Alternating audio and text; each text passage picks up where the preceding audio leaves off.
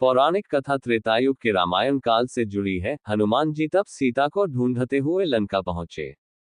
लंका पहुंचने पर हनुमान जी ने देखा कि रावण ने शनि देव को भी पहले से बंदी बना रखा है। हनुमान जी ने शनि देव की सहायता की और रावण की कैद से उन्हें मुक्त कराया।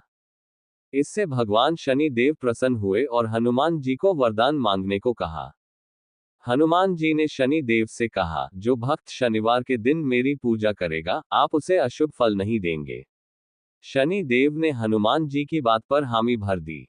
इसके बाद से ही शनिवार के दिन शनि देव के साथ हनुमान जी की भी पूजा करने का विधान है। शनिवार के दिन पूजा करने वाले भक्तों पर हनुमान जी और शनि देव की कृपा बनी रहती है। इसलिए जो भक्त श्रद्धा भक्ति से हनुमान जी की पूजा करते हैं, उसे शनि की साढ़ेसाती और ढैया के प्रभाव से भी राहत मिलता है। धार्मिक लघु कथाओं से जुड़े रहने के लिए कृपा चैनल सब्सक्राइब करें।